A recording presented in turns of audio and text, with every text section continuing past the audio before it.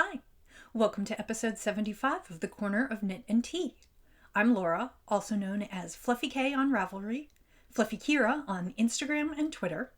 I blog over at thecornerofknitandtea.com, and that's where this episode's show notes will be.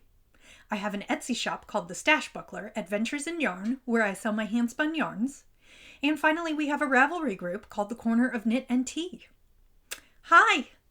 How are you? It is Sunday morning, February 14th, Valentine's Day. Happy Valentine's Day to you. I hope that you are enjoying a lovely weekend. And thank you for joining me today. If you are new here, welcome. If you are returning, thank you for coming back. It has been a busy week, lots of things going on at work and at home, and I have been crafting up a storm, but it has been a pretty good week. It is warming up outside. Yesterday we had a high of 23 degrees and it hovered in the teens most of the day, but today it's actually up to about 40, and this coming weekend, it's actually, next weekend, it's actually going to be almost 70, which is kind of unheard of for the middle of February, but I will take it. It means that some of my winter knits that I am currently focusing on are a little off timing, but I guess they'll be ready for next winter if I need them. I want to thank you all for your lovely comments on the last episode, particularly some of those that talked about what I might do with those knitting disaster slippers. A few of the comments suggested cutting them up and using them for other things. Someone thought my idea of oven mitts was kind of cute. I'm not exactly sure what I will do with them, but I appreciate your comments, and I just wanted to show you that even I have some project failures sometimes. Nobody is perfect. I'm going to do something just a little bit different this week, and I am going to talk about some packages I received. Normally I don't do that, but a couple of them, well, one of them was a swap, and one of them was very knitting related, so, and not just stash. I thought I would talk about it. The first is that last week, I don't know how many of you follow Jenny the Potter. She is a wonderful potter who does mugs and yarn bowls and little ring dishes and all kinds of things, earrings. I have a pendant from her, and she posted about a week and a half ago that she was doing a collaboration with Church Mouse Yarn and Teas, which is a yarn shop in Seattle, or outside of Seattle. I guess it's on Bainbridge Island.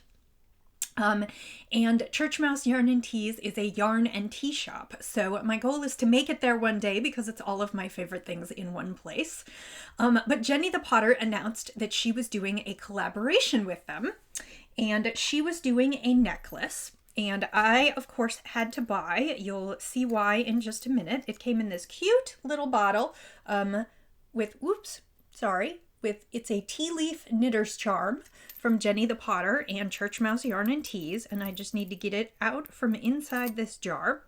And the reason I bought it is that it is a silver clay tea leaf, and then it is adorned with her kind of knitter's pattern.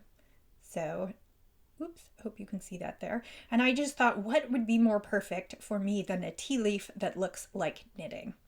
So I splurged and got one of those. They were limited in number. I actually don't know if they're still available, but if they are, I will link to them in the show notes. They are absolutely beautiful, and I am so excited. I haven't worn it yet because I was waiting to show you. And then the other thing that I got, because as long as I was placing an order, I couldn't not get it. I got the Church Mouse Winter Blend of Tea.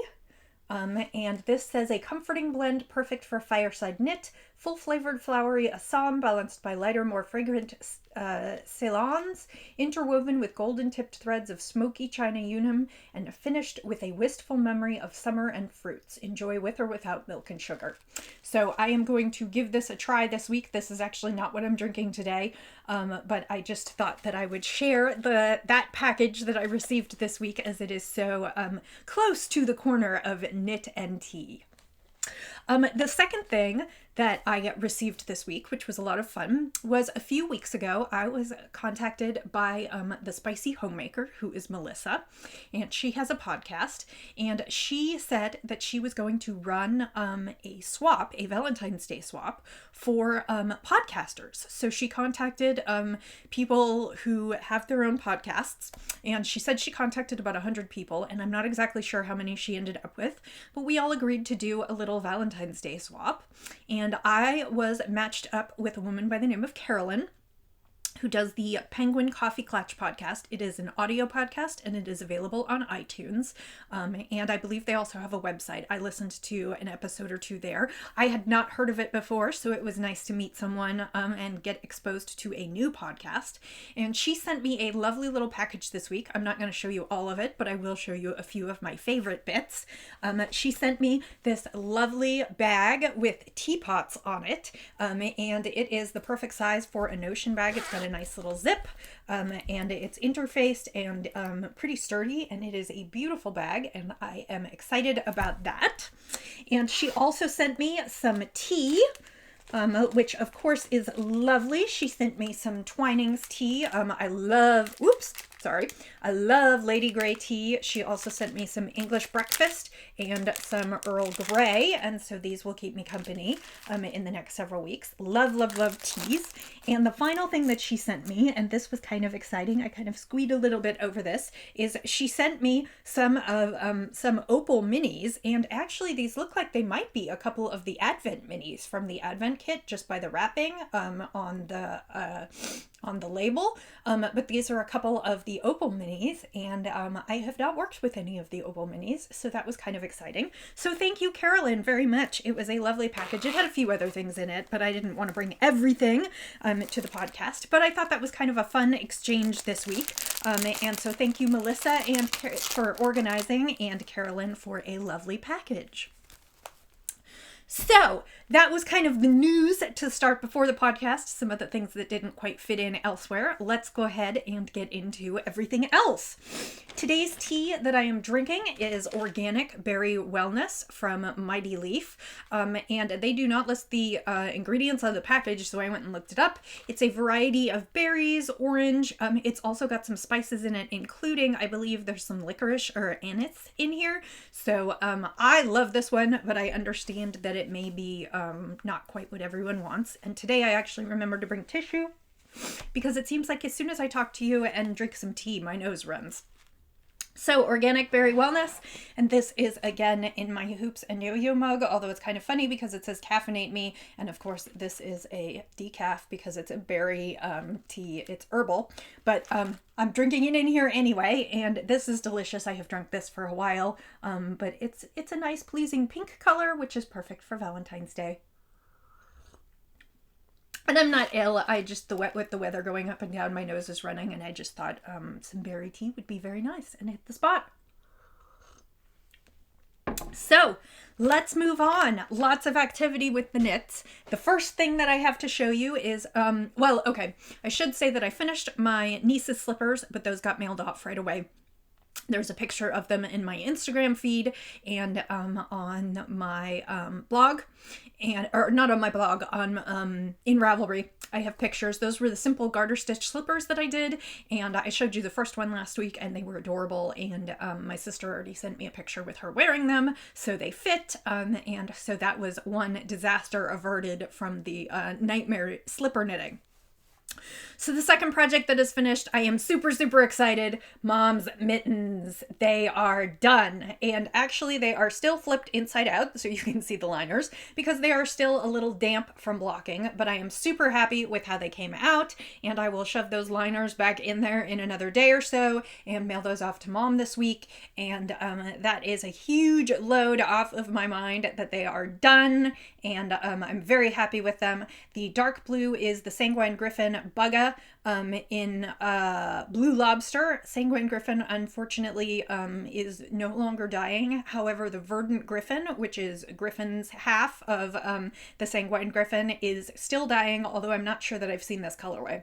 So this was an old colorway called Blue Lobster, and then the lighter blue is a hand spun by me that was spunky eclectic, and it was either Falkland or Targhee in a glacier colorway, which was pale blue with little bits of lavender and yellow. And you can kind of see that there are some subtle stripes there, and that's the different colors playing throughout the handspun. But those are done and almost ready to go. Like I said, just a little bit damp. And so I am thrilled that they are done.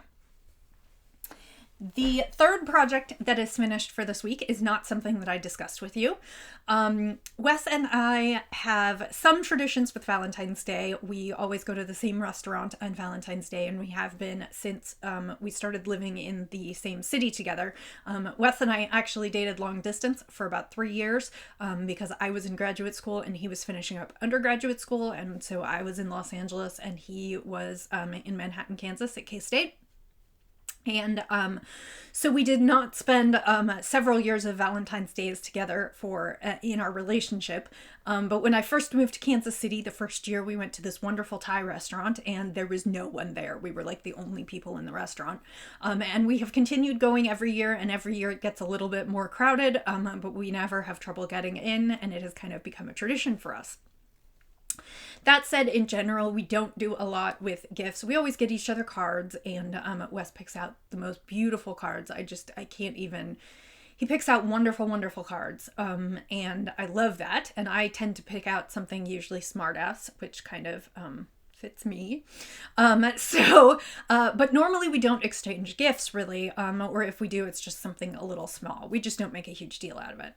Well, we had talked about it and said we wouldn't do gifts this year, and then about 2 weeks ago he said to me, "So I got you something for Valentine's Day." And I was like, "Oh crap, he got me something." And he said, "Well, you don't have to get me anything." And then he got kind of nervous about it because I was like, "I thought we said no gifts." So he ended up giving it to me a couple weeks ago, and it was an awesome hoodie from American Giant, which actually advertises that they have the be-all end-all hoodies, and so that's been kind of fun. It's actually a really nice hoodie. It's nice and sturdy and super warm. Anyway, so I've been racking my brain for what to give him, and last Sunday night he brought one of his hats to me that I knit him. We figured out it's got to be at least 6 years ago, and the yarn has frayed in a spot, and so it's coming apart and a hole is starting. And it's a hat that I knit out of knit picks, and I don't even think that I have any of it left. And so I said to him, "You know what, just get rid of the hat. I'll make you a new one." And he was like, no, I don't want to get rid of it. I don't want to. So it's been sitting on the counter ever since. And about Monday this week, I was like, oh, I should knit him a hat for Valentine's Day. So I was trying to figure out what I should knit it out of for him, because he likes to machine wash and dry most of his things. So I was like, it's going to have to be sock yarn. I'm going to have to knit it a little big in case it shrinks. And I was kind of going through my stash because, as you know, I'm trying not to buy yarn this year. And so I was trying to figure out what I was going to do. I didn't have enough time to order anything. I was trying to figure out if I had to go to a local yarn store. And I came upon some yarn in my stash that I thought would work. And I went looking for a simple hat pattern because, for the most part, Wes is... He doesn't want anything frilly or hugely designed, and I came up with Dan and Kay's favorite from the Bakery Bears podcast, the Bankhead hat. So I had a skein of Madeline Tosh. It was the sock weight in the ink colorway, which is a dark navy blue. And I held the sock doubled and did a Bankhead hat for him. And as I predicted, it's a little big. I haven't thrown it through the washing machine. That's what I'm going to do today. I've already given it to him and he's tried it on and I think he likes it. But so I knit a Bankhead hat using fingering weight doubled. Like I said, Mad Tosh sock in ink, and I'm hoping that it survives the wash because I'll definitely be a little depressed if it doesn't. But I'm going to put it in on gentle and like on a tumble dry just with cool air and see what happens, and hopefully this will be his wonderful new hat for the year. So that was my present to him for our Valentine's Day, and not a knit I thought I'd be doing, but I worked on it a lot at work and at knit night this week. So that brings me to almost nothing on my needles. I've been working a little bit on my Cozy Memories blanket, although I did not bring that to show you today because I haven't finished another section, but I did several squares last night, which was really nice. The next thing on my project list was a pair of mittens for myself. The last several weeks have been crazy cold, and I was like, I need a pair of mittens, but I wouldn't allow myself to start them until I had finished Mom's mittens. And now, of course, it's going to be in the 60s this week, and so I probably won't need them, but at least I'll be prepared for next winter. About I'd say almost 2 years ago now, my friend Anna, who runs the Well-Appointed Desk, and she does lots on planners and desk supplies and knitting, and she does a lot of knitting vintage patterns. And she is in my knit group. A while ago, maybe like 2 years ago, my friend Anna came to knit night and said, I knit this hat and I don't like it on me, and would you like it? And it is the Copycat hat, and I can't remember who it's by, but I will put links in the show notes. And it is in this bright, bright, bright green, which is Dream Color Classy in the Spring Tickle colorway. And I don't think the monitor is appropriately capturing how bright this hat is. And I looked at it and was like, I can't wear that color. That's not a color that I can wear. And then I put it on, and it was super, super cute. So I love this hat, and I have been wearing it for the last couple of years. So now my hair is going to be a mess, but I've been wearing it for the last couple of years, and I was like, I really want to knit some mittens to match, but I do not have any of this yarn in my stash. So when I was trying to bribe myself to finish my mom's mittens, the deal I made with myself was that when I finish mom's mittens, I can order a skein of Dream Color Classy in Spring Tickle to knit myself some mittens. That is the first skein that I have purchased this year. I found one on D-Stash for a reduced price on Ravelry and ordered it, and it arrived this week so that I could start my mittens.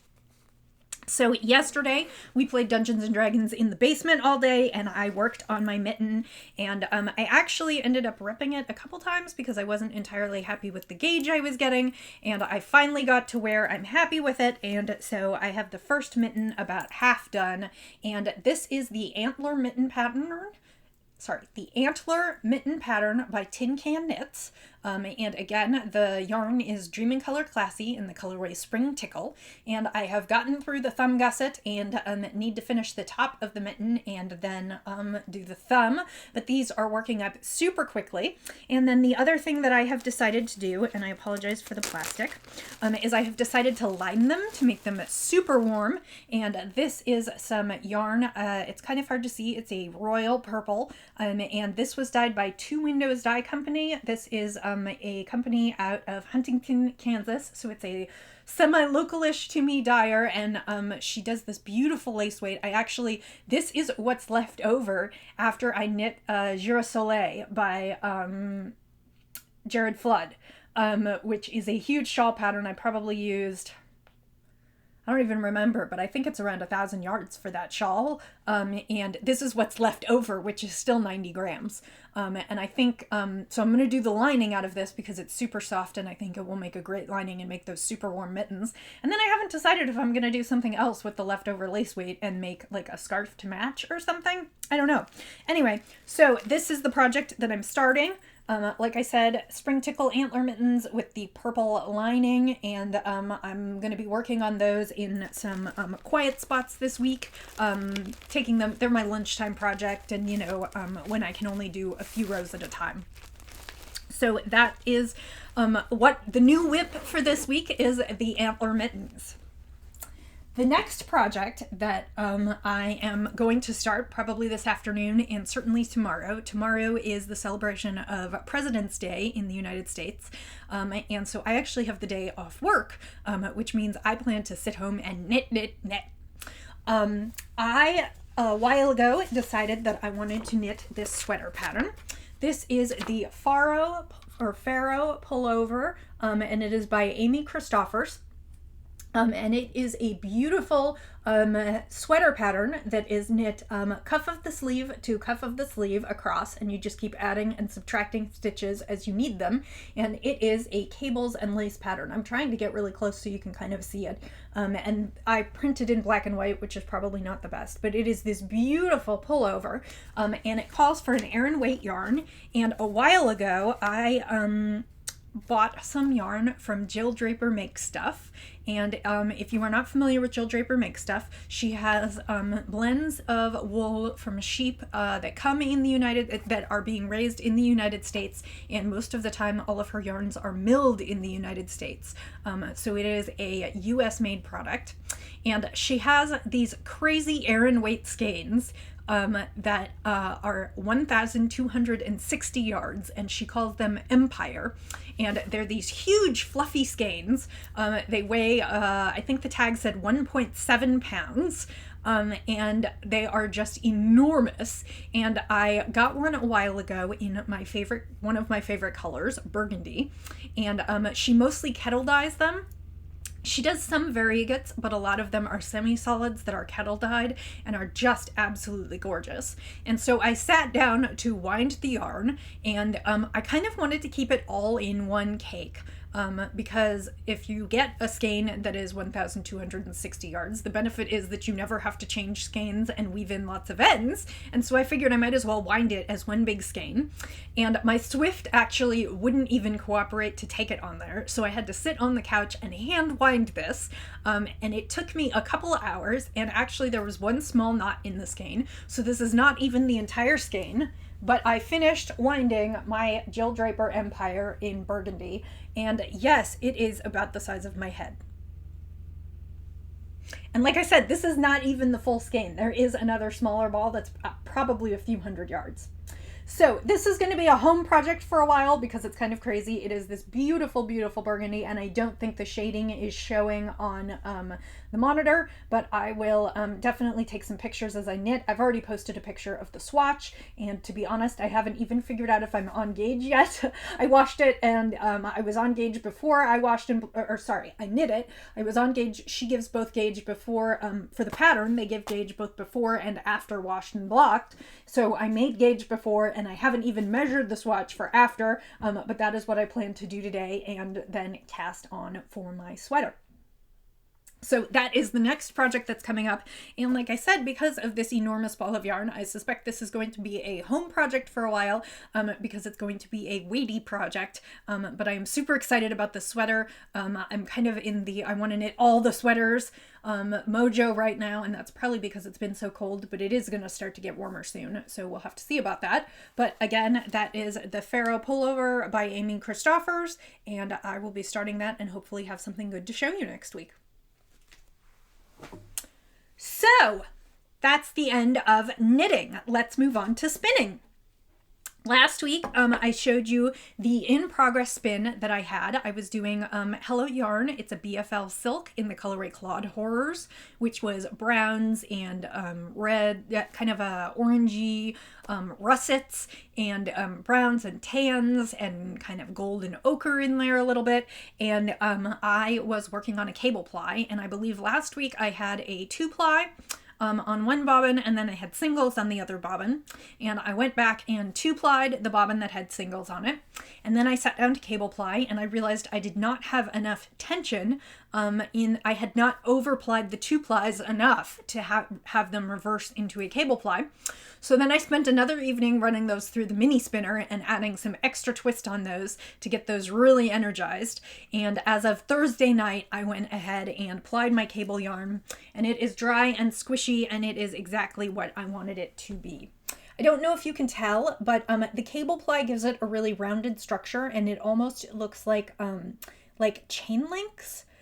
Because it pops. I don't know really how to explain it, but this is a 4-ply cabled yarn, and I was doing this again for my Harry Potter exploration into different spinning techniques.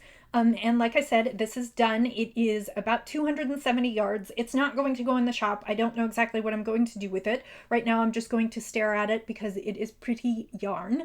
But that is the spinning that I finished. And I also have about, I think I said 28 yards left over. This is just 2-ply, and this is crazy overplied. I didn't run it through the spinner the opposite direction to take out some of the extra tension that I'd put in, because this is just the last little bit, but I will use this for a little something. It's just a mini, and I don't know if I'll put it in my blanket or exactly what I'll do with it, but yeah.